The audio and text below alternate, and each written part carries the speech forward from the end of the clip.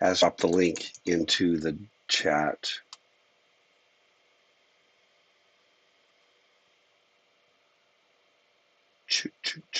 Check. All right.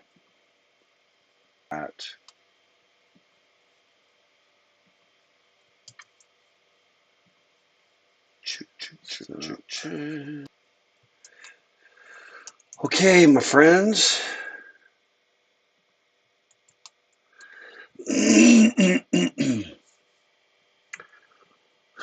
Okay, let me see. We're going.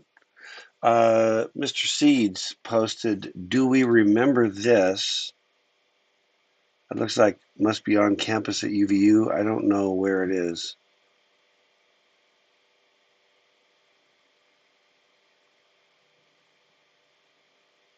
Don't know. Do you have like a before and after? Oh, no ramps.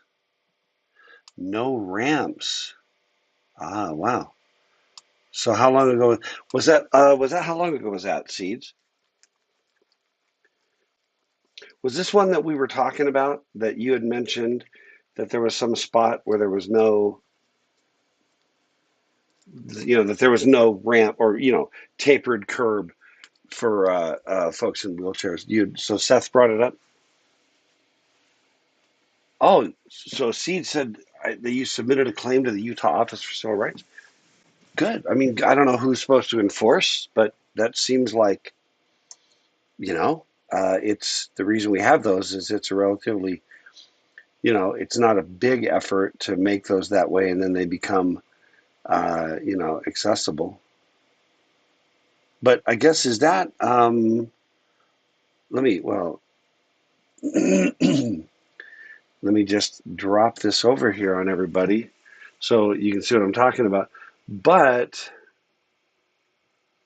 interestingly, that looks like it's tapered over there and over here on the near side, just not here on this side. So I don't know what you do, right? You have to go around and go in the street. I don't know.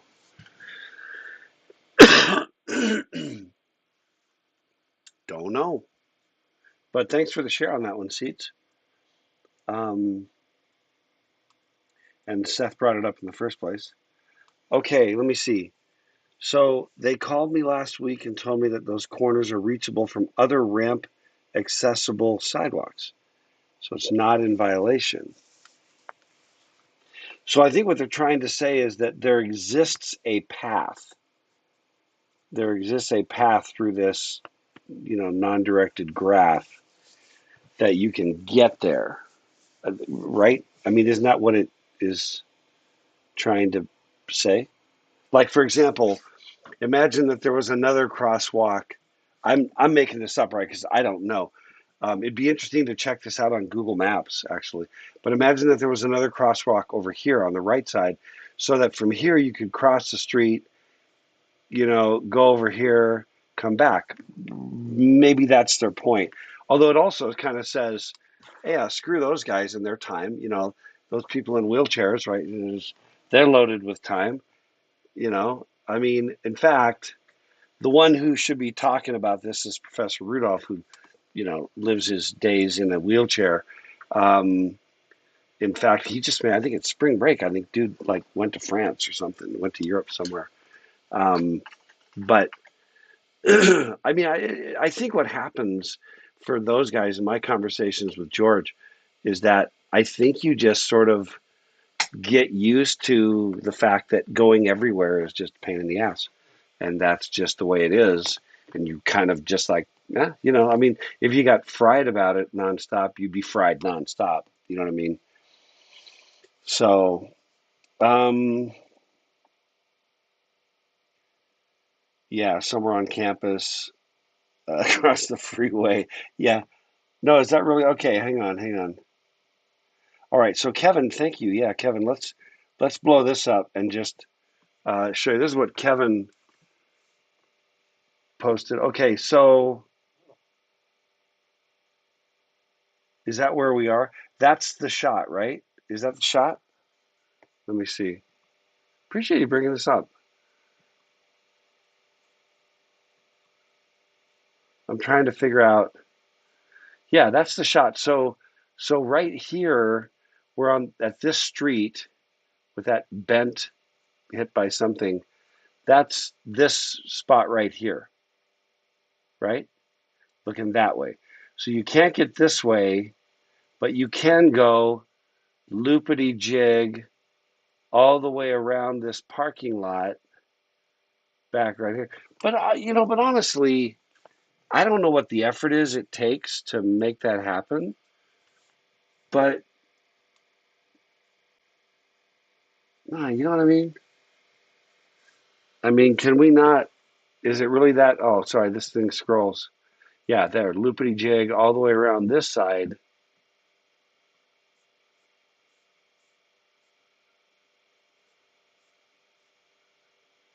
Yeah, I don't know, right? I mean, honestly, is it that big of a pain to just throw a little cut the curb here? I don't know. No, I appreciate that. Seth, for bringing it up in the first place. Seeds for getting us some photo documentation, and Kevin going deep on that. Yeah, yeah, I really appreciate that. Riley says, I'd assume most of the effort's bureaucracy. Yes, I would imagine. Um, Going to Google Maps, you can do a street view. Yeah, I don't know. Yeah, let's not do that, but I mean, we could. Yeah, wow. Okay. Yeah, well, and actually, hang on a second. Just was looking to see, as long as we were here, if there was.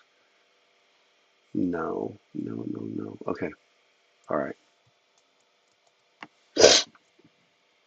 Let's talk about these for a second. I just literally, so I subscribe to a Facebook group called "You Should Have Hired an Architect," and this was one posted by this guy Steve. Don't know him, but why is it architects do this on the left and actual people do this over on the right? And you can kind of see. I just sort of broke those up just so you can see a little bit better, right? This is the sort of like prescribed path, but nobody does that. Joinky, hard, left, right, whatever. Work with me here. Straight, left, right, But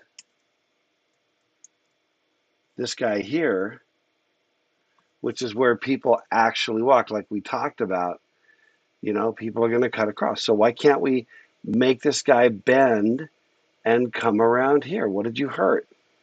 And when it's all sloppy, wet, muddy, but and what about when you're like, if you ever found yourself, um, um, no, I don't agree.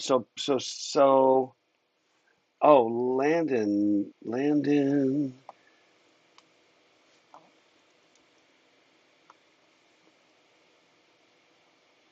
let me see. Seth posted a picture. Landon said you can see a path on the map where people walk over the grass to get to the curb. Hang on a second. That's on the previous one, right, Landon? Oh, no, no, no, no, no. I see it. I see it. Hang on, hang on. Yeah, as long as we're on this, let's go. Let's go deep, baby. Um, yeah, yeah, you're talking about, because I was looking at first, this is exactly what I was looking for. But you're talking about, Landon. Hang on a second. Yeah, yeah. Where you can see, I was looking up here in the grass, like, what is this? I don't know what, is that a thing or is that an artifact but no, right here, it's like, look at this here, this jiggity, like there's one. They're often diagonalizing because really seriously, if you get out of your car like here and you're trying to go, let's assume that's north and south. I don't know where it's oriented, but you get out here, are you going to go up, and then around, or from here? Are you going to go down in the parking lot, right? So whatever. And also, I think this is a bus stop. Isn't that a bus stop, you guys?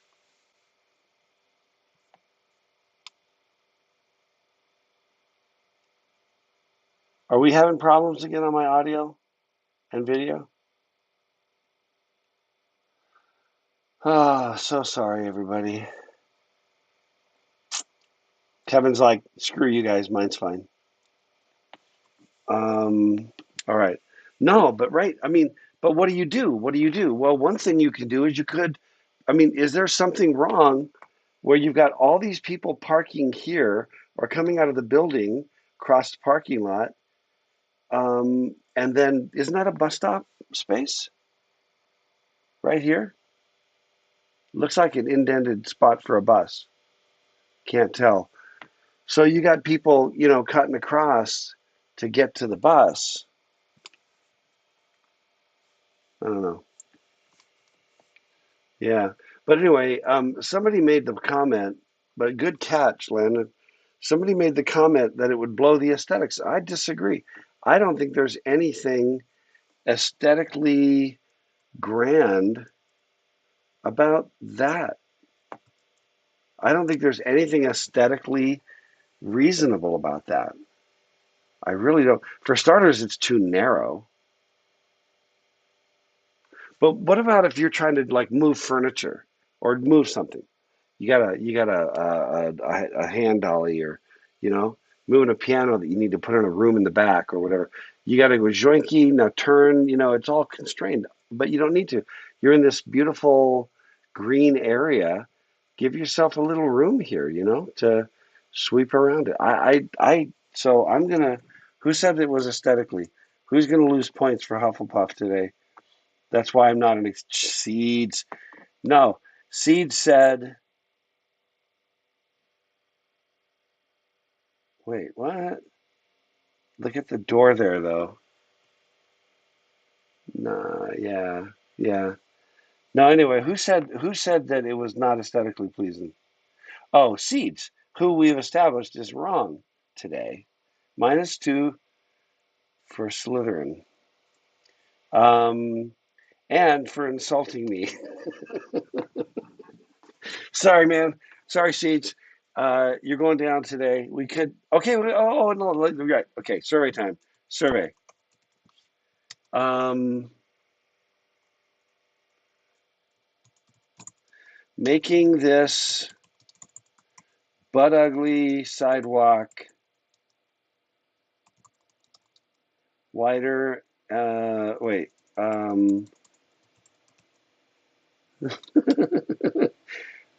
Seth, you got to put the word survey, Seth. Making this butt ugly sidewalk match.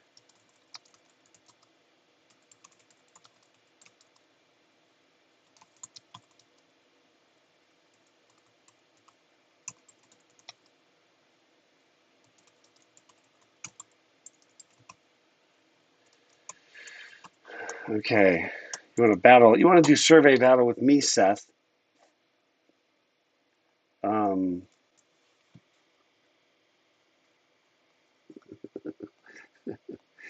you guys are hilarious. There's my survey. Okay. So, Seth starts the survey. Should Dr. K be an exterior designer now that he's leaving UVU? Could. I put a survey. Give me some answers on the survey. Making this butt ugly sidewalk match where people actually walk would be aesthetically not pleasing.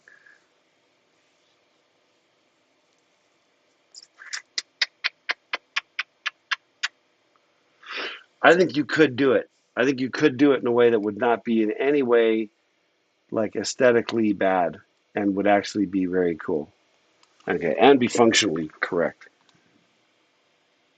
No, not aesthetically not pleasing. Yeah, I don't know what the yes or no means.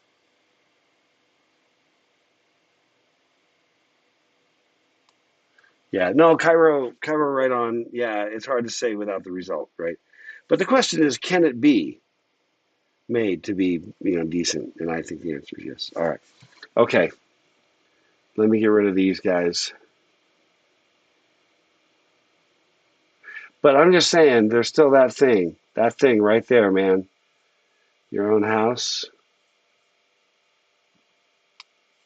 Okay. All righty.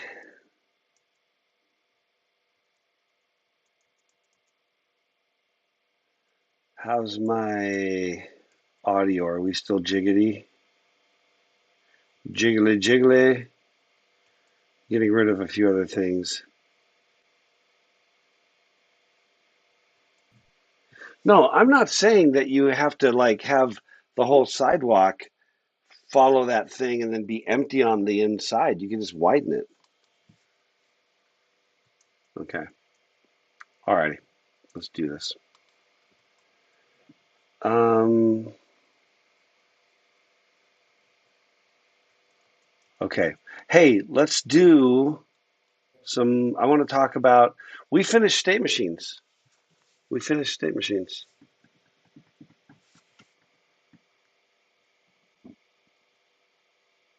And we're going to do activity diagrams now.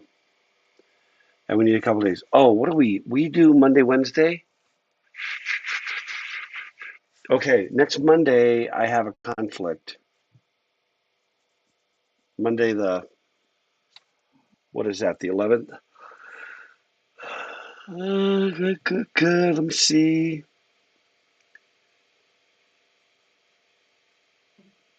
Yeah, it's a thing I can't get out of. But it's okay because we're wrapping up. We're accelerating toward wrap up here pretty good. Um, so is everybody okay if we skip class? No, we don't have a date for Nico's. Oh, you know what? One other thing that was very funny. Hang on, I've got to show this to you. So I told you my wife is in France right now, right? France and Monaco was where she was heading. Um, and just a second.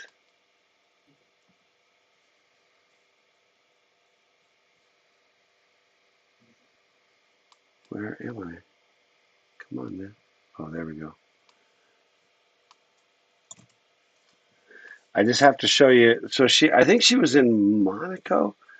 It was either in Nice or Monaco, but she sent me. So just keep in mind that this is in Nice. Check that out. You tracking what she sent me? Maybe that must be Monaco because that's not a French flag. No, not Santa's Pizzeria, you doof. It's the other Nico's. This is like Nico's sister, Le Saint Nicolas Pizzeria, with a statue and fountain of Saint Nicholas. So she just cracked up and wanted to send that to me because it was like the other Nico's. That's true love right there. Thinking about me over there in Nice or Monaco. I don't know where she was. Nico's. Yeah, no, we'll figure out how to do Nico's before we're done. We'll call it our final. Okay. All right, everybody. Let's talk about activity diagrams, shall we? Um,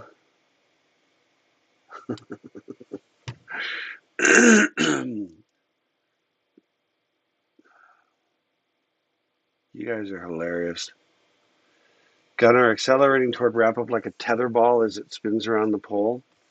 That's where we're at right here, man. And Seth says it's Satan's Pizzeria. No, I don't think so. But let's talk about activity diagrams, okay? Um, these are the things that we talk about, that we can talk about with activity diagrams. We can model procedural logic. Yeah, I actually went to Swig today. That's what I've been reduced to.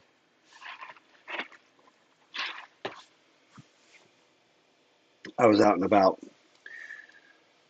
Um, business process workflow. This turns out to be very, very useful. Okay, these activity diagrams are extremely useful. Okay.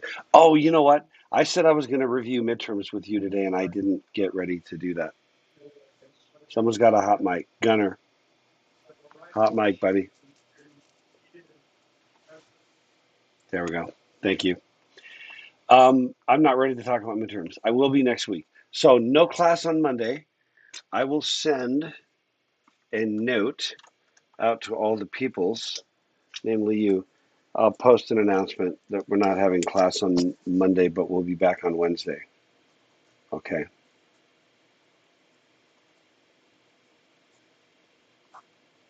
We'll resume with Wednesday, where we'll talk about the midterm, and apologize that I'm not quite ready to talk about that yet, but I will be. Okay. All right. Um, yeah, what are you saying, Seth? Seth has no confidence in me. He's been jaded by the system so desperately that you have no faith or confidence in what I'm capable of down the stretch. Okay. When, yeah, I'm a little salty that I'm leaving too, Seth, but I'm getting over it. Okay. When the behavior of our system needs to follow the behavior of a real world system. I just read my own freaking slide. The idea is that it's a behavioral sort of model, okay, similar to flowcharts but supports parallelism. Let me get down to it so you can see what I'm talking about. Okay, this is going to look ugly, and as always, I'm going to bump it over to the side. And we're going to talk about it, but I want you to just look at it for a second and just get your head wrapped around this just a little bit. Okay, the initial node, like the state diagram, um, you start with this sort of like pseudo state, the initial node. This is where we start. We've got arrows, so it's a digraph the whole way, arrows coming down, and then there's this, kind of final resting spot. Says activity final. This means activity diagram, or the final state of the activity is what that's trying to say.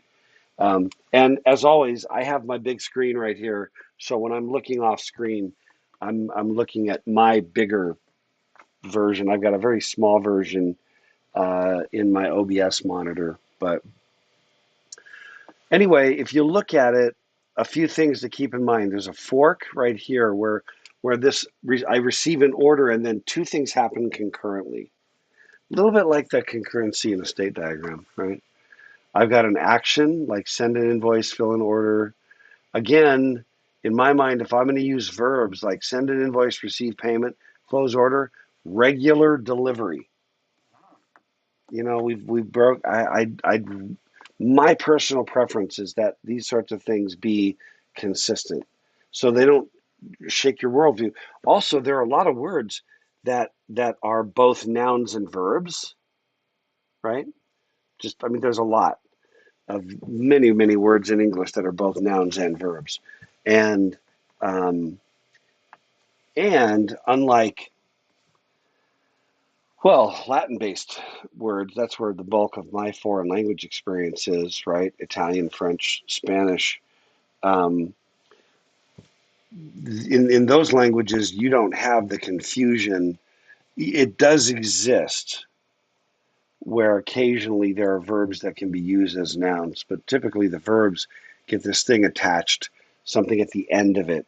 You know, if any of you speak either Spanish, Italian, or French, or Portuguese, or Romanian, you know what I'm talking about. Anyway, so it just lends to a lot of confusion in English, which is the language of most software and the language, sort of international language of technology. Um, there's actions. What else have we got? We got decisions, which is classic flowchart notation. We got a flow, also called an edge, right? And that's obvious. We have a merge, which is simply two things come into some kind of like a decision, only reversed. They're coming together, and then from then they continue on. And then a join.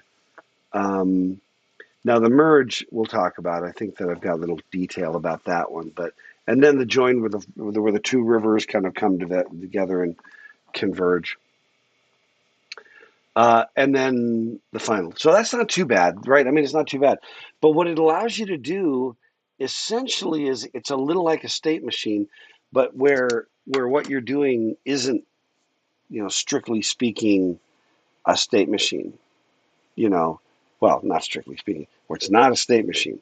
The state gives you this nice cyclic view of the world. The thing about states is that they are cyclic, right? They bop around.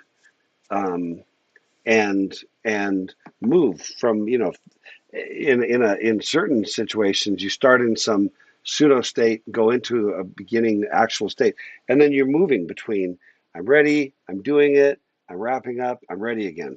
you know the von Neumann architecture: fetch, decode, execute, fetch, decode, execute. It just cycles through, right? So there's many things when you deal with state machines. They're kind of by their nature um, sort of cyclic. Sorry, I'm putting lotion on my hands because it's because my lips hurt real bad. Sorry, it was just overcoming me. It was overtaking me. The dryness of my hands was suddenly just like becoming a preoccupation. Um, okay, but do you see the difference? Where with a state machine you're going to be cyclic, and with an activity diagram, you're kind of more let's map out this process. It really is to look at business processes. You could, for example, map out the behavior of a restaurant. You know, you know what I'm saying. If you go to a restaurant where they really understand process, like a Chick-fil-A, that's the best I've ever seen. Um, there was long ago when I was at the University of Iowa, there was an Arby's in the old Capitol Mall. There was an Arby's, and this was my first exposure to Arby's as well. And I'm talking, crap. Okay, I'm talking 40 years ago. Literally 40 years ago, there was an Arby's in the old Capitol Mall in Iowa City. Great place. Loved Iowa City. Um, and the I remember the first time that I went there. I don't think I'd ever had an Arby's before, but it looked good. And I got there, and there was kind of like, if you can just picture this rectangle, right, of the screen, and picture, my view was like this much of it. Well, kind of like, see that soffit? Do you see the soffit behind me right there? A mirror image on my hand, so I can't. You know what I'm talking about, right? This bar, that's like the counter, and then all the rest of this was just people, and it was packed. It was packed, and I come rolling up, behind everybody, and I look at the crowd, and I'm just like, I don't have time for this. Screw this. Then what I noticed was that the whole body of that more people were coming, but the whole thing was just moving. So there were probably in that space, I'll bet there were 4 cash registers, and I would not be surprised if there were over 50 people like in line in this wall of humanity, you know? But I all of a sudden I was like, whoa, this thing's moving. Okay, that's weird. And it was like a steady, slow little walk, made my order, stepped to the one side, and everybody was doing this, stepped to one side, and my food came, joinky, grabbed my food, went back out through the people, and pretty soon I'd go there for lunch occasionally because I like me some roast beef, and I was always shocked at how fast the thing worked. Okay, now my point is, have you ever seen one where the whole thing just seems to suck? Anyone want to name names? I have a bad war story. But the other place that I've seen it is so I'm up at Point of the Mountain. That's where I live, right behind the Entrada. You know what the Entrada building is? I literally live right behind the Entrada building, but it's basically behind the Adobe building, kind of behind the Cabela's building, off to the side of it's that that area of Thanksgiving Point. It's Traverse Mountain, actually, where there's the purple building. It's called purple. It's the company's purple, right? The building's not purple, although it should be if you think about it. But the Adobe building, basically behind there. Okay, point is, I'm surrounded by fast food and some slow food, um, but I remember going once to Chick-fil-A at rush hour, and I was okay. I wasn't in a hurry, and I was in the drive-through, and they had people standing out there way the heck back, and I just remember being kind of skeptical, like this thing is going to possibly work out. You know what I mean? And in fact, that thing, if you've done this, right, the drive-through at Chick-fil-A, how many of you have done the drive-through at Chick-fil-A? It was amazing. It was amazing how efficient. And, 5, 10 minutes later, maybe I had my stuff. You know, they have only occasionally messed up my order. And then when they have, there's always like free cookies in the mix for me, you know. Um, Let me see.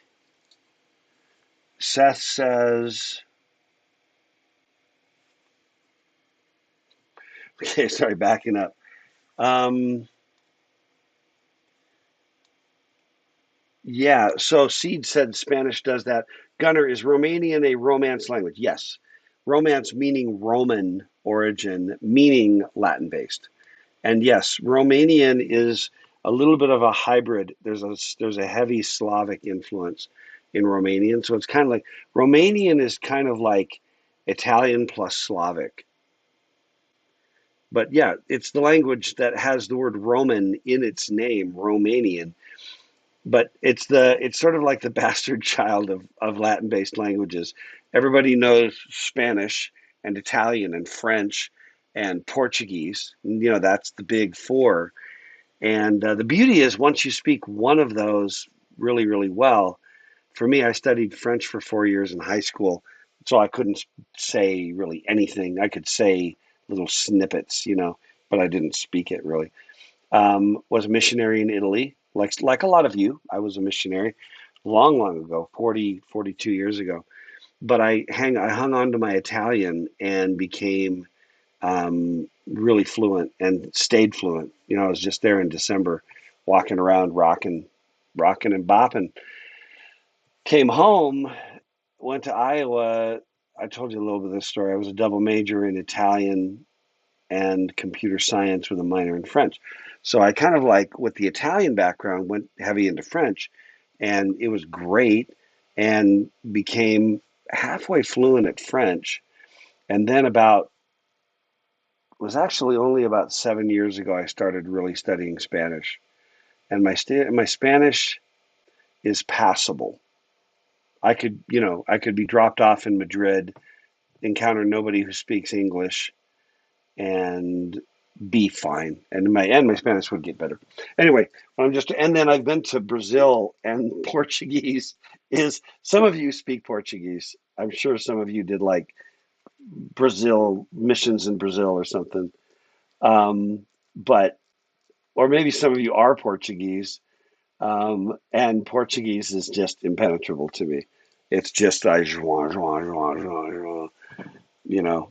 The Anyway, my joke was, to speak Portuguese, you get drunk, you put marbles in your mouth, and you speak Spanish. And when you're done, it comes out Portuguese. It's my operational theory. Portuguese is one of those big unscratched itches for me, because it's the fourth of the five Romance languages, and I kind of need to master all five before I die. There's like a thing. Okay, popping back up. But yeah, thanks for that little diversion. Wes says English is the three plus kids in a trench coat language. Yes, English, man. It's like, yeah, we'll take it. You got a word? You got vocab? We'll verbify any noun. We'll do whatever we want, man, because this is English. And we will take vocab from everywhere, which I love. I love, love, love the sort of equal opportunity absorption of, I mean, English, as a American English especially, is just such a friggin' melting pot. It is an absolute melting pot of a language. To me, English as a language is sort of what, what America is, what America is, which is a melting pot culturally, linguistically, uh, culturally, ethnically. America is an amazing melting pot. So I love that about America, and I love that about English. Is it so? It winds up being so expressive. You got so many words for so many things. Okay.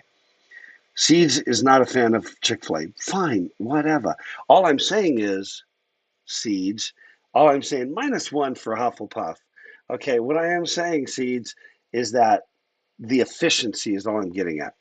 That's all I'm getting at. Okay, have you ever been to a restaurant where it's like you get your order and then they sit there and somebody walks by, looks at it, and then they walk away, and somebody else walks in, they look at it, and then they walk away, and you can just we're trained as CS types to efficiency. We are trained to it. In fact, a CS degree would equip you, plus these sorts of modeling tools, this UML modeling tool, would equip you to go into a restaurant, plus a little bit of queuing theory, equip you to go into a restaurant and just kick butt, refining the whole process. You would use these activity diagrams to do that kind of thing. That is one of the things you would do. Okay. Um, Let me see. Gunnar said, always assumed it was mostly Slavic. Just never paid attention to the Roman in Romanian. Yeah, yeah, exactly. That's it, Gunnar. And that you heard the same thing from your brothers who went to Brazil. That's my own. I made that up myself. It was my own impression of Brazil because you would think that going to Brazil, speaking Italian, Spanish, and French, that you should be able at that point to pretty readily pick stuff out. And it was just obrigado. It was impenetrable. Uh, Seeds, let me see, where are we at? Verbify, literally, yeah, I used the word verbify, Kevin, for a reason. I'm just catching up on the comments real quick. English is easier than Spanish, according to Seeds, but you probably grew up speaking English. I'm making a presumption that may not be true. But assuming you grew up speaking English, you can never really tell the difficulty, you know what I mean, of a language that you grew up natively speaking, and or if you were blessed to grow up speaking more than one language natively, then you're in incredible. I think I love that. I think it's huge. Um, yeah. Okay. So Seed said in English, we're off the track now, but it's okay. In English, you don't have to learn the 45 plus ways you can conjugate each and every verb.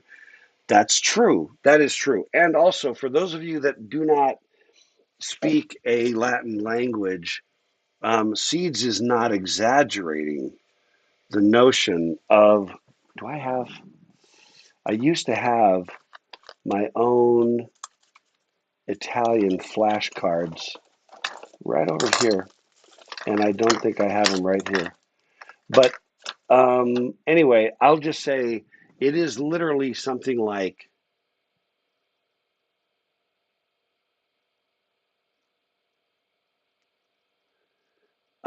no, it's something like 50 or 60 different conjugations for every single verb. Some of them are regular, and then they all map to the same pattern at least, and then all the common ones are irregular. But so the English grammar, that's English grammar is not the hard part about speaking English. Grammar you can get by. It's accent, which is always difficult, which we can talk about sometime. Um, and the biggest problem with English is the variety of ways you can express things and idiomatic expressions. It is English, especially American English. British English just has different idioms, but we have so many idiomatic expressions for various things, so many different ways to say something, you wind up having to learn all the different expressions for something. Think about that for a second. Um, Kevin says Spanish is 100 times easier. Um, Yeah, okay. I'm just going to side with Seeds that English is inconsistent, but like pronunciation is difficult. But the actual grammatical conjugating verbs in English is not hard. That is the easy part. Spelling is absurd. Pronunciation is absurd and horribly inconsistent, right? Are you content with the content? Uh, it's that kind of crap everywhere. Okay, okay, okay. Um, Seth, let me see. Kevin, Spanish is religiously consistent like most Romance languages. All letters are pronounced the same no matter what. Slightly more verbose. Yeah, I agree. Agreed. It does mean, well, except that French is an exception. There's a lot of letters in French that are not pronounced. You don't even say them. A little bit like Portuguese. Um, all right.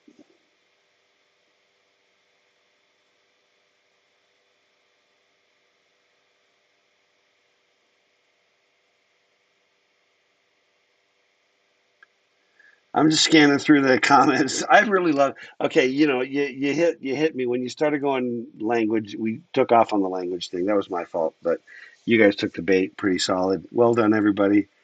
Um, Everybody has idiomatic expressions, Landon. Every language has idiomatic expressions. Everybody does. But I don't think that any language goes nuts, goes ham, goes. Think about just that expression. To really exaggerate something, right? How many expressions are there in English? Think about it. I said go nuts, go ham, go crazy, go gonzo, go nutso. I mean, it's absurd. Okay.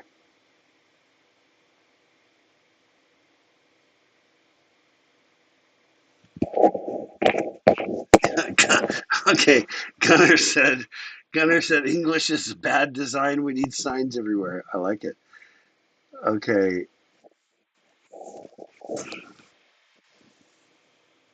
all right. Okay, good comments. I love that. Just think about crazy expressions, just in English. How about just to make a mistake? Think about that one. Make a mistake. How many ways are there? How many expressions are there for making a mistake in English? I'll bet there are at least 100 that I would know. That you or I, if you grew up in the U.S., you would know. Okay, how are we doing on time? We're doing great. Yeah. Okay, let's keep going. All right. So let's ask the question. Okay, I want comments on this one. And by the way, the verbal is working. Thank you, Seth, again. Massive thanks for sticking around after a week ago, after class, so we could get this thing working. So we are getting audio out to YouTube, so it's fine. If you want to make a verbal comment, the text chat is also just fine. Um, how does a diagram like this affect your design? Talk to me. What are your thoughts about that? Related, what insights into an object-oriented design do you gain from this diagram? I'm gonna just wait while you type.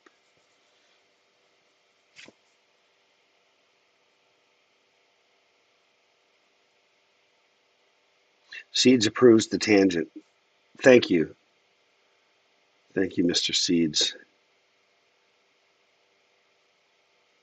No, how does a diagram like this affect your design? What does it make you do if you know of this diagram and someone says design your system, what does it make you do more than anything else? Seth doesn't like it, but Seth doesn't like anything. See, he's salty, as we've already another idiomatic expression.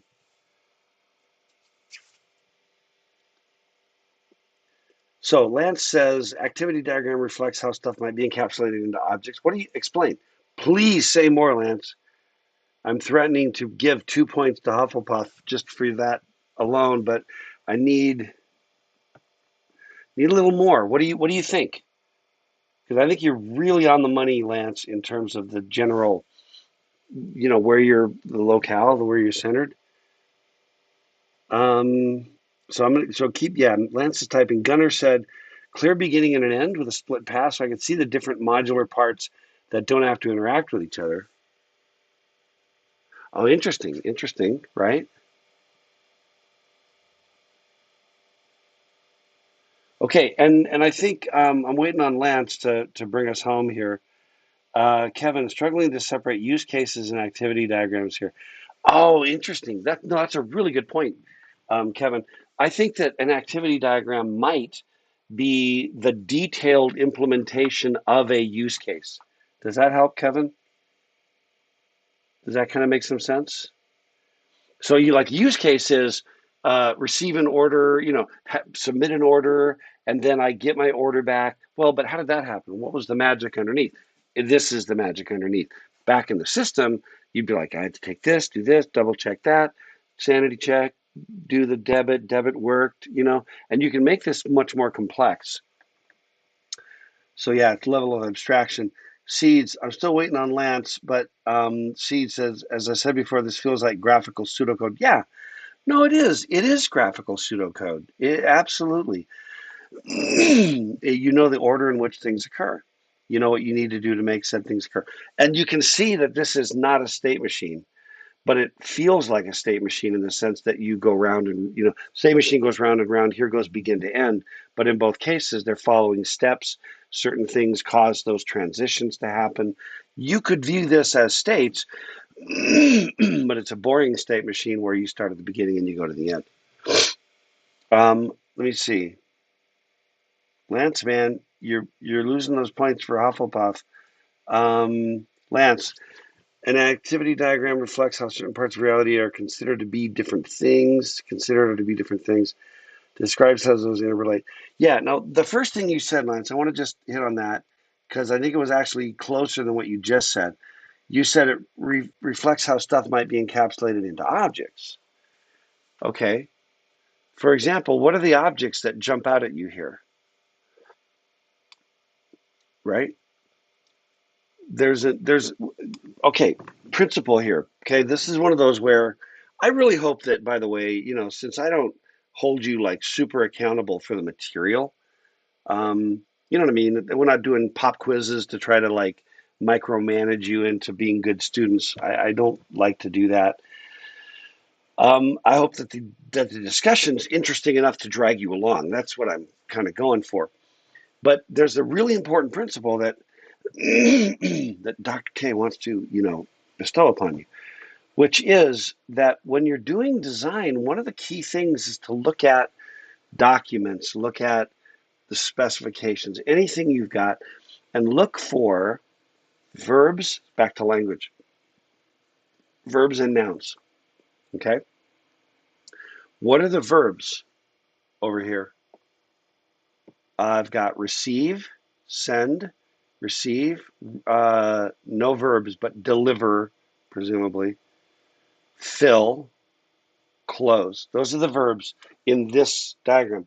Well, assuming we wrote this diagram because we were understanding, you know, what the system was trying to be, assuming that that's the case, where did we find these verbs? What about nouns? Order, order. We don't say what we deliver here, presumably the order. Now notice, I receive an order, fill the order, deliver the order. All of these relate to order. Think about cohesion. Think about cohesion, okay, in your design. Cohesion means stuff that belongs together goes together. Coupling means that things that shouldn't have to know about each other are separated. Well, order, order, order, order. That whole left side of this thing, plus the beginning and the bottom, all say order. This part over on the right all says payment, invoice for payment, and payment of an invoice. So it suddenly you start to realize that there are only 3 nouns. In this kind of butt ugly picture, there's only 3 nouns, and they are invoice, payment, and order. Are those your objects? Think about it. I mean, I'm not saying that every noun has to be its own object, because objects are, comprised of other things, and those things are also nouns. You may have this entire thing be encapsulated.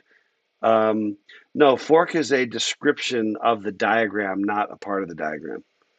Killing me, Tyson. Um, Tyson said, I remember the reading.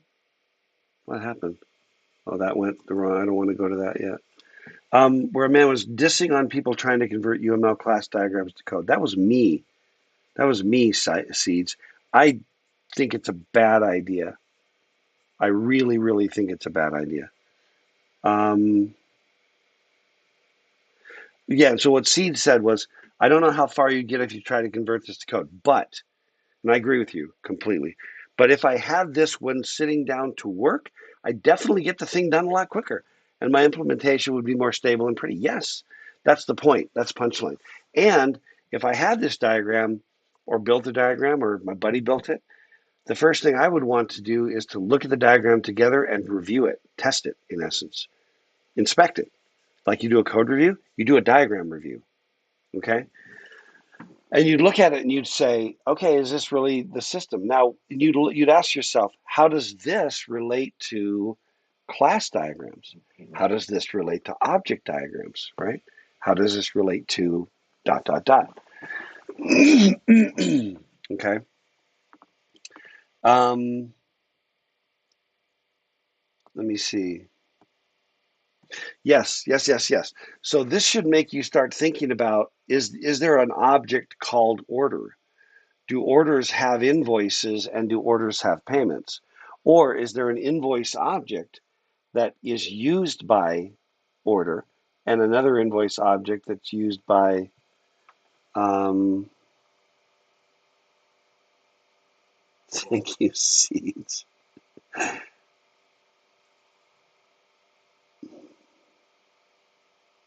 That's really brilliant, by the way, Seeds. That's pretty good. Of all of these, I've only actually used the knife, fork, spoon, and spork. Now, why have I not had the other three in my life? And you're ignoring chopsticks, which are basically just two handles. Okay. All right. But anyway, but does that help you? So again, keep in mind when you're doing design, think about nouns and verbs. Nouns and verbs. Verbs tend to be methods. Nouns tend to be objects. That's not perfect. That's not a perfect, you can't take that all the way to the bank, but um, you can use it as a guide. Is really what I'm getting at. And that's one that, if there's anything you take away from this class, coupling and cohesion is a big one, but nouns and verbs when doing design is a really, really big one.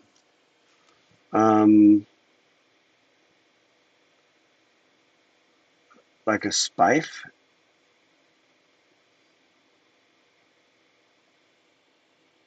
Interesting. All right. Okay. Let me keep going. We got about 10 minutes, 15. 15. All right. I hope this is interesting. I will say this, class diagrams, I get bored, maybe because I'm a man of action or because I see the world as processes. Um, Class diagrams bore me. Activity diagrams, I think, are quite cool. I think they can be really, really valuable. So I like them a lot. I also really, really like you when you guys go into your stupid distractions, and now you're talking about when and how to use what cutlery, like Gunner when Gunner's eating curry. I mean, this is just amazing. It's fantastic.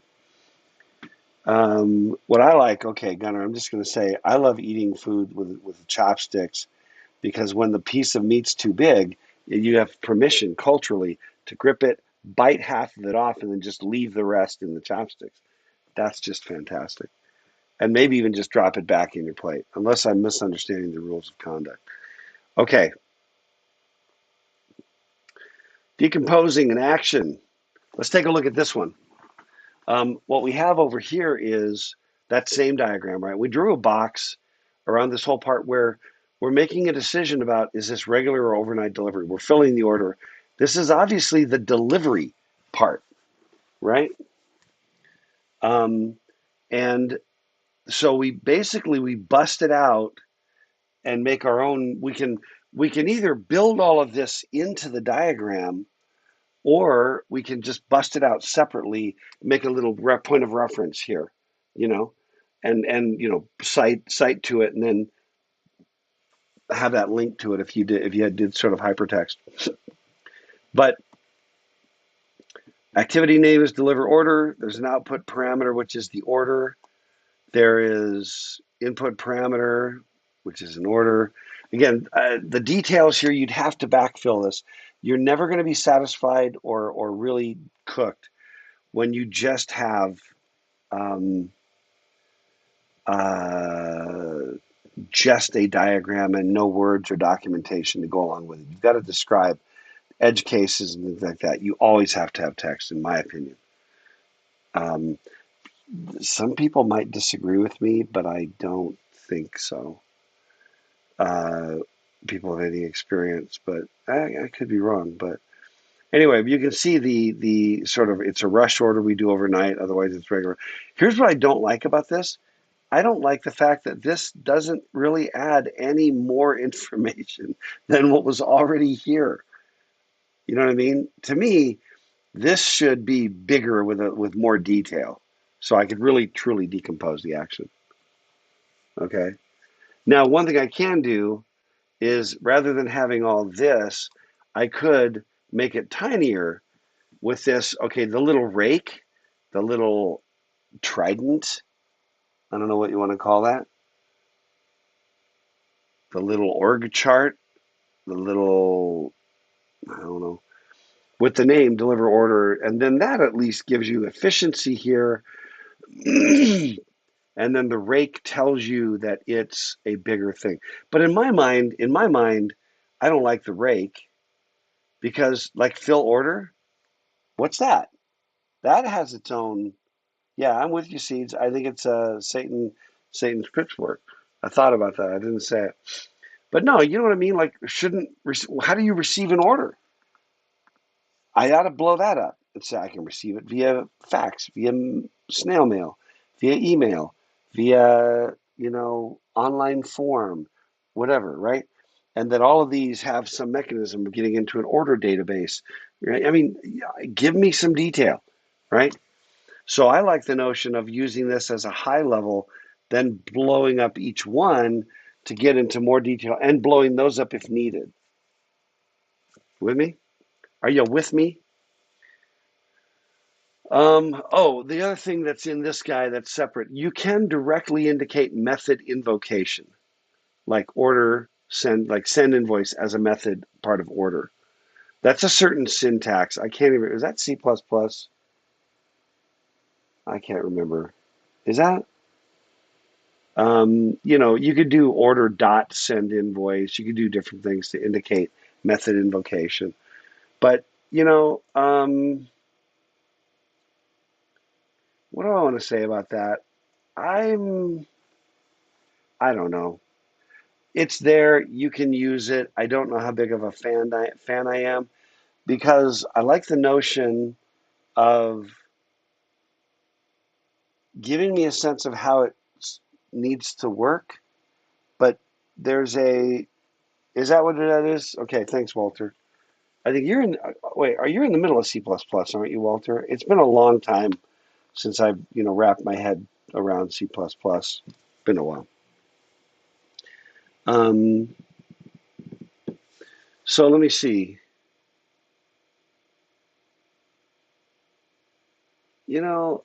So here's what I'm guessing. What I'm getting at. I'm not a real big fan of the idea that I implicitly reference things like that. I'd rather have this be a description more still about what we're doing than how we're doing it. You know what I mean? I'd rather have that still be, kind of the thing. Um, Thanks, Seth. Um, yeah. Now, here's another one that I really, really like. I am, I swear, of all the different graphics, I love state diagrams, because they're so helpful. But activity diagrams, I think really at the end of the day, a state diagram is a subset of activity diagrams. I think, you know, we could view it that way. But I love what we call swim lanes. Again, not a great diagram, but the idea is, you know how when we first started, let me back up, and I just sort of said, well, everything on the left seems to go together. Everything, right. Well, duh, we split on this fork and then we joined later. Well, the swim lanes make that more explicit, okay? Where we say that's fulfillment, this is customer service, that's financial, whatever. And I don't even know that I like, it's too simple. Three, you've only got three, four, five, six activities and three swim lanes. So the problem is anything else, it just, with all sort of, appropriate apologies to Martin Fowler, it's hard to write, some classic, um, example document that isn't just going to bog everybody down all the way. You know what I mean? Um, So anyway, with swim lanes, where it allows us to think of it and conceptualize order fulfillment and different things. So I like swim lanes a lot. Okay. And then here's more of the partitions, just trying to see. And the rest are going to kind of go into wanna land, okay, frankly, which we can kind of get to. Well, I mean, we're not going to get through all these because there's some specific examples of activity diagrams that I want to walk through it. It's a lot of fun and quite interesting. It also gets us thinking about design because remember all these things I've been talking about. What you think, like, a dog running with a GoPro, like what does that have to do with anything?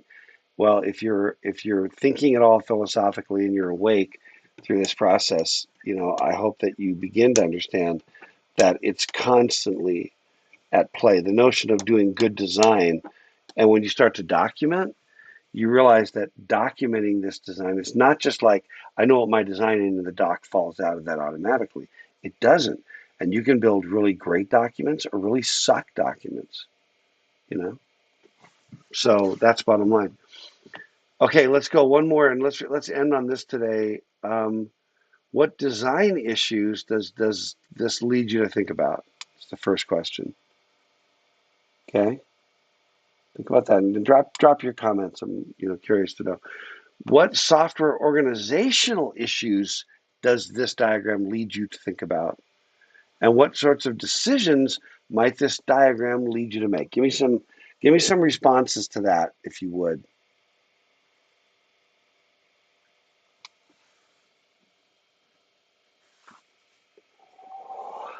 I've just gotta wait patiently, like I do. Your comments, by the way, are great. Consistently, and looking through the class list, I can actually see. It's interesting. I mean, not everybody's here, but the vast majority of you that are here have made comments like today. And I love the activity. I really appreciate it. Um, Seth said sending the invoice should also be in the finance section. I lean that way. I lean that way. Or maybe it bridges the finance and the customer service. Or maybe, so what are the questions? What are the questions? Okay, and Seth, what I would suggest is thinking about the orders of ignorance, be less confident. How about just start by posing that as a question. Should send invoice be in the customer service or should it be in the finance? You know what I mean? You're going to have more exploration at a deeper level by posing that as a question than as a conclusion. Because the conclusion does not invite reflection and further thinking. Okay? You with me, Seth? Um, and it's a great question, but just ask it as a question. Um, it needs more clarity for the order of where the roadblocks are. Right, right, yeah. There's what are so again, think of it as questions. Because what I asked was, what issues does it lead you to think about? What other issues does it think? What does this make you think? What does it make you ask is really the core of it. So if you think about it as a question, what are the roadblocks for each of these things that actually happen? Well, somewhere it's got to be documented so you can deal with those cases. What about, and it is too vague, I agree with you, Seeds. What about organizational? You're a director of a software organization. You're handed this, and you got 12 people. How are you going to organize your team? You could just say everybody has equal access to everything. You put a bunch of JIRA tickets in. Everybody just draws tickets as they want. Um, Everybody kind of gets good at everything. What else could you do?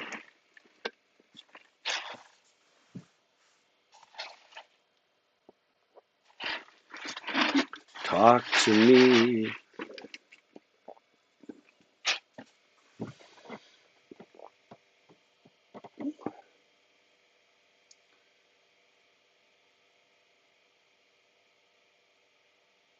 Yeah, Seth said, what happens if you can't fill an order?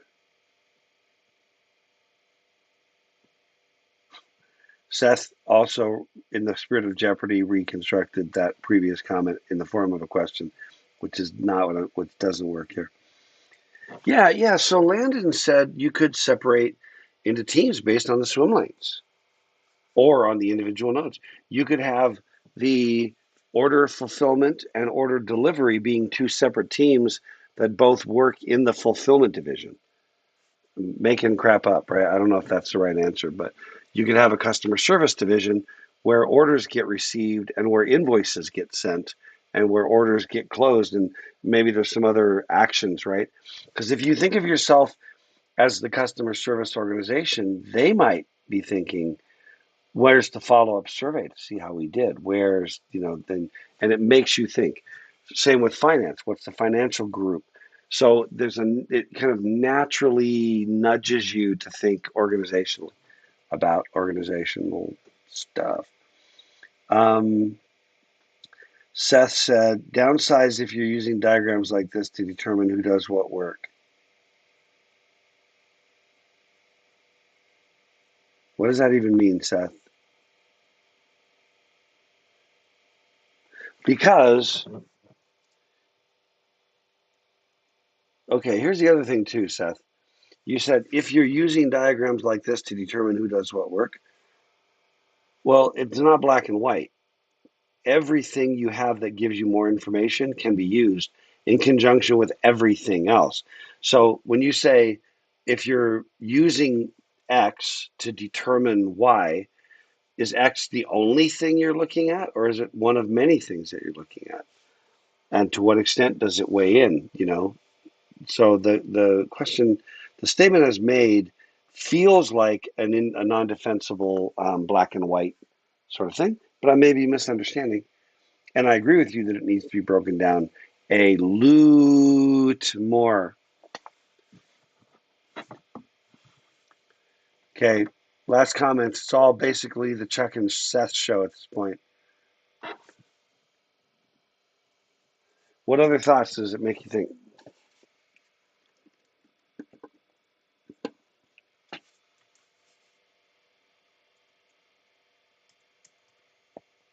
Okay, I'm going to tell you this. When we come back,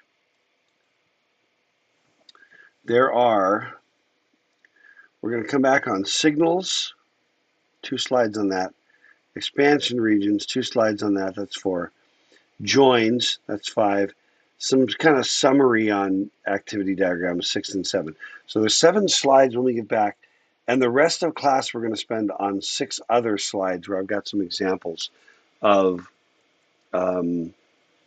activity diagrams. In the wild, I have found activity diagrams in the wild where we will talk about them, and it's actually pretty cool. No class Monday. I'm gonna post an announcement right now before I forget, and then I will see you all on Wednesday. We will finish activity diagrams on Wednesday, and then I've got only communication diagrams after the following week, and leadership for about a week. So reality is we've got activity diagrams for next Wednesday, communication diagrams for part of the following Monday. There's not a lot of slides. Part of the following Monday, leadership Wednesday and Monday. So I'm planning right now on either 4 or 5 class periods, which means that would be Wednesday, 1, 2, 3. Well, there we go. 5 is the 27th, which is the last day of the semester. I want to try to shoot for 4 and be done early. It probably would have happened if I didn't have this conflict showing up uh, on next Monday, causing me to have to cancel class. Yeah, but we'll fit it in the last 5 anyway, and I'm going to shoot for 4. Okay. All right, my friend. And then we got to think about Nico's. Here's the thing. I will announce Nico's in class because I think we're down quite a bit on the head count in terms of who's regularly in class. Yeah, I've got 18 people today. More than that registered. So, okay, my friends. Yeah, I don't know if we're going to meet in person. We could maybe. Let's give some thought. Yeah, we could also meet in person at Nico's. Yeah, I don't know. We'll figure it out. Okay, my friends, I'm going to wrap. I think that's a wrap. Take care. I hope this is interesting. And take care. Be safe. The rest of it. Good luck down the stretch. You're very welcome, everybody.